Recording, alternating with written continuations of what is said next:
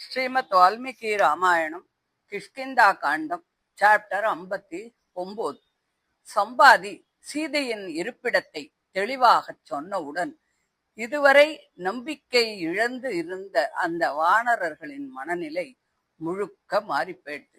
சில நொடிகளுக்கு முன்பு உயிரை விடவே தயாராக இருந்த அவ எல்லாரும் இப்போ புதிதாக உயிரை பெற்றவர்களைப் போல ரொம்ப சந்தோஷப்படுறா. சம்பாதியின் வார்த்தைகள் அவளுடைய மனசுல அமுதத்தை பொழிஞ்சது போல இருந்தது. அவர்களுடைய முகங்கள்ல ஒரு புதிய நம்பிக்கை பறந்தது.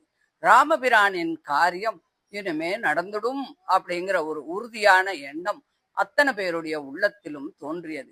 வானரர்களின் தலை சிறந்த மூத்தவரான அந்த ஜாம்பவான் மற்ற வானரர்களோடு உடனே எழுந்துண்டு சம்பாதி கிட்டக்க போறா. அவனுடைய பேச்சுல அவசரமும் பணிவும் எதிர்பார்ப்பும் எல்லாம் சேர்ந்து இருந்தது. சீதாதேவி எங்கே இருக்கா? அவளை யார் பார்த்தா? யார் அவளை கடத்திண்டு போனா? இது எல்லாத்தையும் தெளிவா எங்களுக்கு சொல்லுங்கோ. நாங்கள் எப்படி செயல்படணும் என்பதற்கு நீங்களே எங்களுக்கு ஒரு வழிகாட்டியா இருங்கோ. ராமனும் லக்ஷ்மணனும் போன்ற வீரர்களின் அம்புகளின் வலிமையை அறியாமல் யாரும் ரொம்ப நாளைக்கு தப்பறதுக்கு முடியாது. வானரர்களின் உறுதியும் பக்தியையும் கண்ட அந்த சம்பாதி ரொம்ப சந்தோஷப்படுறார். அவர்களுக்கு மேலும் நம்பிக்கை ஊட்ட வேண்டும் அப்படின்னு நினைச்சுண்டு அமைதியாக பேச ஆரம்பிக்கிறார். சீதையை பற்றிய செய்தி எனக்கு எப்படி கிடைச்சது? யார் எனக்கு அதை சொன்னா? அவ எங்க இருக்கா? இந்த எல்லா விஷயத்தையும் நான் உங்களுக்கு சொல்றேன். நான் கற்பனை செய்து எதையுமே பேசல. நான் கேட்டதும் அறிந்ததுமே தான் இது அப்படின்னு முதல்ல தெளிவுபடுத்தி சொல்றார். அதுக்கப்புறம் தன் வாழ்க்கையினுடைய பல நிலைகளை பத்தி விவரிச்சு சொல்றார். இந்த உயர்ந்த மலையில நான் பல ஆண்டுகளாக இருக்கேன். என் இறக்கைகள் கருகி போன பிறகு பறக்கும் சக்தி எனக்கு போயிடுத்து. முதுமையும் என்னை வந்து சேர்ந்துடுத்து. உடல் வலிமையோ குறைஞ்சு போச்சு. முன்னாடி இருந்த வீரம் இப்போ இல்ல. தனியாக போய் எதையுமே செய்ய முடியாத ஒரு நிலைமையில நான் இருக்கேன். அந்த நிலைமையிலையும் நான் தனியாக இல்ல. எனக்கு சுபாஷ்வன் அப்படின்னு ஒரு மகன் இருக்கான். அவன் தான் தினமும் எனக்கு தேவையான உணவை எல்லாம் கொண்டு வந்து என்ன காப்பாத்துறான். என்னால எதையும் ஒரு செய்ய முடியாத நிலையிலும் கூட அவன் என்னை ஒருபோதும் கைவிடுறதில்ல அப்படின்னு மகனை பத்தி ரொம்ப பெருமையா சொல்றார். பிறகு ஒரு நாள் நடந்த சம்பவத்தை பத்தி சொல்ல ஆரம்பிக்கிறார். ஒவ்வொரு உயிருக்கும் ஒரு இயல்பு இருக்கு. கந்தர்வர்களுக்கு ஆசை ஜாஸ்தி, பாம்புகளுக்கு கோபம் ஜாஸ்தி, மிருகங்களுக்கு பயம் ஜாஸ்தி. அதே போல எங்களுக்கு பசி ரொம்ப ஜாஸ்தியா இருக்கும்.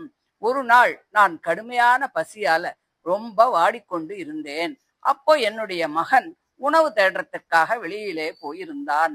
ஆனால் சூரியன் மறைந்த பிறகுதான் அவன் திரும்பி வந்தான். அதுவும் எந்த உணவும் கொண்டு வராம வந்தான். பசியாலும் முதுமையாலும் மனம் கலங்கி போன நான் அவனை ரொம்ப கோச்சுண்டேன். உண்மையில் அவன் தப்பு எதுவுமே இல்லை.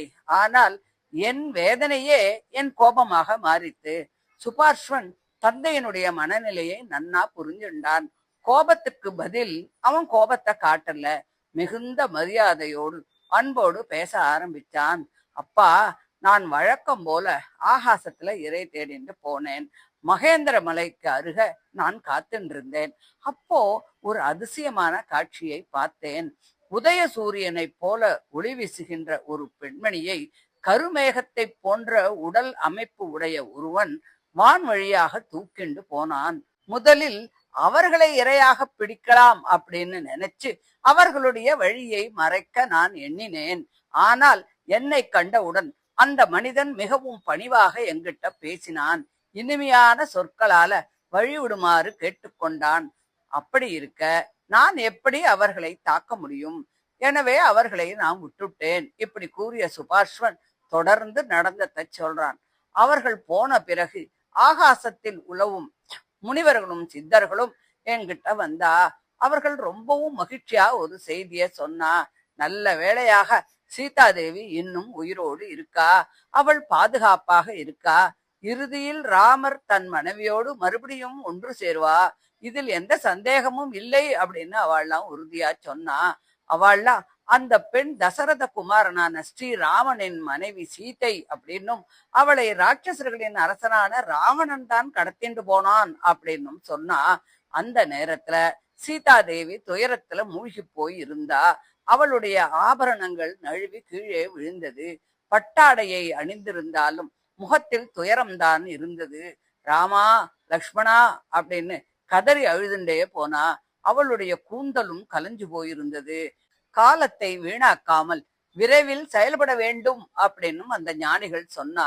சம்பாதி அப்போ வானரர்களை பார்த்து, என் மகன் இவை எல்லாத்தையும் என்கிட்ட சொன்னான். ஆனால் அப்போது என்னால் ஒண்ணுமே செய்ய முடியல. இறக்கைகள் இல்லாத நான் பறந்து சென்று போரிட முடியுமா? என் உடல் வலியும் போயிடுத்து. அதனால நான் ரொம்ப வருத்தப்பட்டேன். ஆனா என்னால் உடலால் உதவ முடியாவிட்டாலும் அறிவாலும் அனுபவத்தாலும் உதவ முடியும் அப்படின்னு நினைச்சேன். அதனால தான் இன்னைக்கு உங்ககிட்ட பேசுறேன். அவர் தொடர்ந்து வானரர்களுக்கு உற்சாகம் ஊட்டும் வகையில் சில வார்த்தைகள் எல்லாம் பேசுறார். நீங்கள் எல்லாரும் கவனமா கேட்டுக்கோங்கோ. உங்களுடைய வீரத்தை வளர்க்கக்கூடிய சில வார்த்தைகளை நான் சொல்றேன். என்னால முடிஞ்ச உதவி இதுதான். இது சாதாரண வேலைன்னு நினைக்காதீங்கோ. இது ஸ்ரீராமனின் காரியம். அந்த காரியத்துல வெற்றியை கட்டாயம் அடையணும். நீங்கள் அனைவரும் சிறந்த அறிவுடையவர்கள், அளவற்ற வலிமை உடையவர்கள். மன உறுதியும் உங்ககிட்ட இருக்கு. சுக்ரீவ மகாராஜாவே உங்களை தேர்ந்தெடுத்து அனுப்பிச்சிருக்கார். தேவர்களுக்கு கூட எதிர்க்க முடியாத வீரர்கள் நீங்கள். மேலும் ராமனும் லக்ஷ்மணனும் உங்களுக்கு பின்னால இருக்கா. அவர்களுடைய அம்புகள் தவறாமல் இலக்கை அடைந்துவிடும். அவற்றின் சக்தி உலகையும் காக்கவும் அதர்மத்தை அழிக்கவும் போதுமானதுதான். ராவணன் வலிமை மிக்கவன்தான், அதில் சந்தேகமே இல்லை. ஆனா தர்மத்தின் சக்திக்கு முன்னாடி அவனுடைய வலிமை நிலைக்காது. அதனால நீங்கள் காலத்தை வீணாக்க வேண்டாம். உறுதியான முடிவெடுத்து உடனே செயல்படுங்கோ. திறமையும் அறிவும் உடையவர்களுக்கு முடியாத காரியம் அப்படின்னு எதுவுமே இல்லை. உங்களை போன்றவர்கள் எந்த செயலிலும் தளர்ச்சி அடையக்கூடாது. சம்பாதியின் இந்த வார்த்தைகள் வானரர்களின் உள்ளத்துல ஒரு புதிய தீப்பொறியையே ஏற்படுத்தியது. இதுவரை இருந்த மனச்சோர்வு அப்படியே மறைஞ்சு போச்சு. இப்போது அவர்கள் மனத்தில் இருந்தது ஒரே ஒரு எண்ணம்தான். எப்படியாவது கடலை கடந்து சீதாதேவியை அடைஞ்சுடணும், ராமபிரானின் காரியத்தை வெற்றியாக நிறைவேற்றணும் அப்படிங்கிற ஒன்றுதான். இப்படி சம்பாதியின் அறிவுரையும் ஊக்கமும் வானரர்களுக்கு புதிய உயிரையும் தெளிவான திசையையும் வெற்றியின் மீது அசைக்க முடியாத நம்பிக்கையையும் கொடுத்தது. இதுவே அடுத்ததாக அனுமன் கடலை தாண்டி செல்லும் மகத்தான நிகழ்வுக்கு ஒரு அடித்தளமாக அமைந்தது. வாழ்க்கையில எல்லா உதவியும் உடல் வலிமையால் மட்டுமே செயல்படுறது இல்ல. அனுபவம், ஞானம், நல்ல ஆலோசனை, சரியான நேரத்தில் சொல்லப்படும் ஊக்கமான வார்த்தைகள் பல நேரங்களில் மிக பெரிய சேவையாகவே அது மாறி விடுகிறது. மனச்சோர்வை அகற்றி தன்னம்பிக்கையை வளர்ப்பதே உண்மையான தலைமையின் பண்பு. இறைவனுடைய காரியத்தில் நேரம் வீணாக்காமல் உறுதியோடு செயல்படுபவர்களுக்கு வெற்றி கட்டாயம் கிடைக்கும் அப்படின்னு சொல்லி இந்த 59வது அத்தியாயத்தை முடிக்கிறார். தொடர்ந்து 60வது அத்தியாயத்தை அடுத்த ஆடியோவில் பார்க்கலாம். தேங்க்யூ.